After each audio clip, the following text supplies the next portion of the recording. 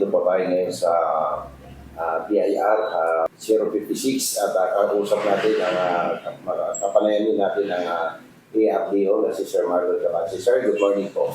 Magandang umaga din po, mga kasamahan. At tanong lang namin, sir, kung ano ang mga plano at ang mga programa ng inyong tanggapan, sir.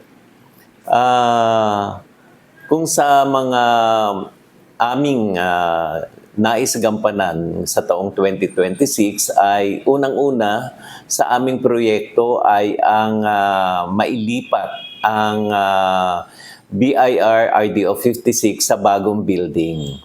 So, mayroon tayong 5-story building and a basement na constructed na at in the few days ay baka kami ay makalipat na ito ay matatagpuan sa Barangay Lamesa, Calamba City. Ito ay mithiin ng ating tanggapan dito sa BIR RDO 56 na magkaroon ng sariling tanggapan o building ang RDO 56 upang lalong magampanan namin ang pagbibigay ng serbisyo sa ating mga taxpayer. Sabi nga natin, upang madali at mapaganda ang serbisyo, kinakailangang merong kang maganda at sariling building upang sa ganon ang ating mga transportasyon, parking, ay maibigay ng mahusay sa ating mga taxpayer.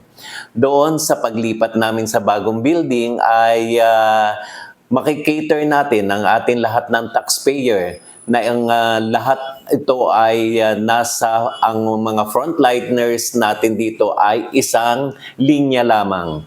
At naandun na maibibigay ang bawat pangangailangan o ang nais kunin na mga certificate ng ating mga taxpayers.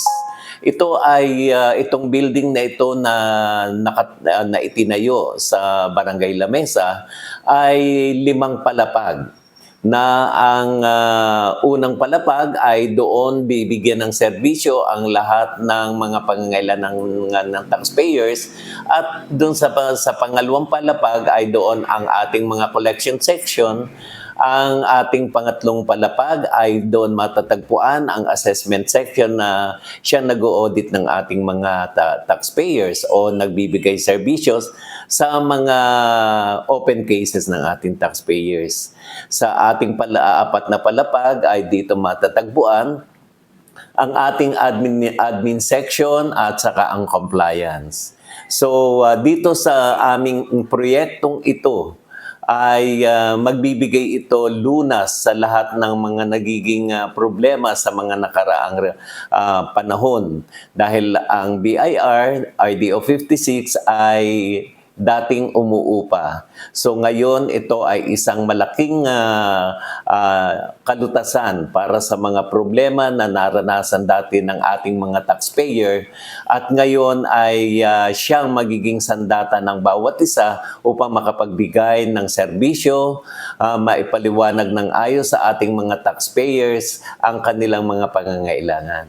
At buong puso ang RDO 56 sa pangunguna ng ating RDO na si Attorney Kate Templo Nuevo. Gayon din ako ang Assistant Revenue District Officer Marlon Cabanse ay talagang nagpupugay at sana ito ay maisakatuparan ng maayos sa bawat isa sa ating mga taxpayers. Sir, kahapon po nilaunch po yung chat day in line with the Tax Awareness Month. Kumusta po yung naging aktibidad po ninyo kahapon? Masasabi ko po na ang lahat ng ating mga empleyado ay nagtungo sa bawat tanggapan o sa bawat mga tindahan na ang approach ko dito ay friendly.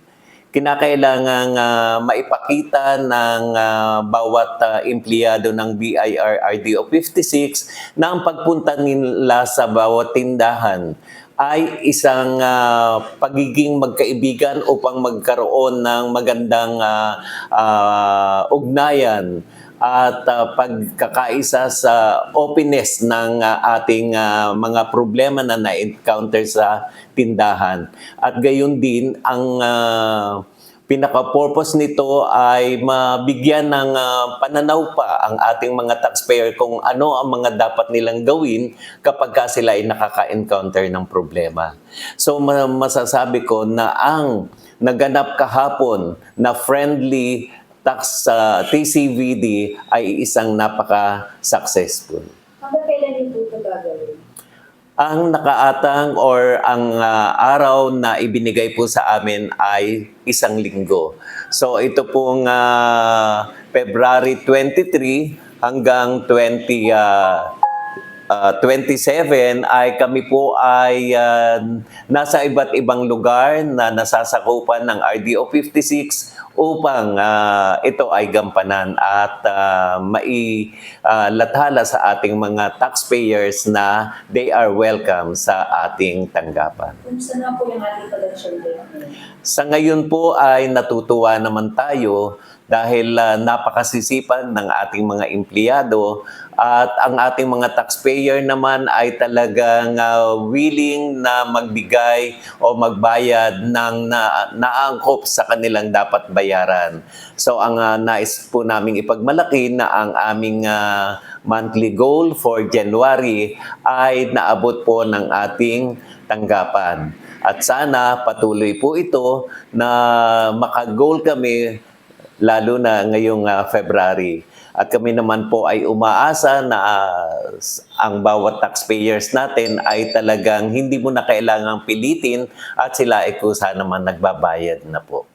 So may in line preparation po in line with the incoming tax return filing. Okay. So ito po yung isang ating inaasahan na pagdating po ng April, kasi ang deadline po ng ating annual filing ay sa April 15, ay kami po ay naghahanda na rin para sa ganon ay maging kaiga-igaya ang pag-file ng mga taxpayer. Lalo nga po kami lilipat na sa bagong building, alam kong magiging maluwag at ito po ay magiging magandang ambience para sa taxpayers natin sa filing. Although lahat naman po ng ibang malalaking company na nagbabayad ay through banks na. At meron tayong mga accredited banks dyan na talagang willing na rin tumanggap ng bayad kahit ngayon pa lang. So, since tapos na naman po ang 2025, ang lahat naman po ng mga taxpayers ay pwede nang magbayad o mag-file ng income tax return.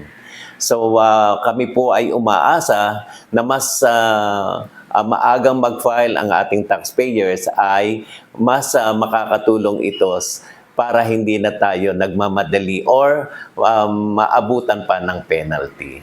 Sir, yung ating online system, may mga query doon, may mga nag-a-assist po ba sa online? Opo.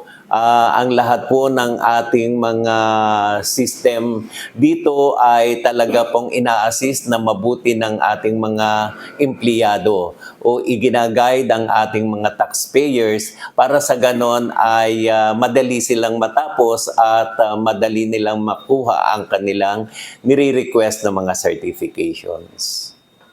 Mensahe mo, sir, sa lahat ng nasasakupan ng inyong RDO 056 po. Ang akin lahang pong mensahe, unang-una sa lahat ay nagpapasalamat kami sa lahat ng aming mga mabubuti at aming katuwang na taxpayers. Kami po ay lubos na nagpapasalamat sa mga nakaraang araw, buwan at taon sa patuloy nyo na pag-comply sa mga requirements at sa inyong mga masugid na pagbibigay ng buwis. Ito po ay para sa ating bayan at sana po itong darating na ating tax filing ay patuloy po nating isumiti ito sa lalong madaling panahon para hindi po tayo namumroblema na mag-aalala pa na baka tayo ay ma-penalize. So, sa mga ito naman pong tax campaign period natin ay patuloy po kami maglilingkod sa inyo sa ngalan ng RDO 56 at sana naman po ay patuloy ang pagiging magkatuwang natin sa pagkuha ng buwis para sa ikauunlad ng ating bayan. Maraming salamat po at magandang umaga.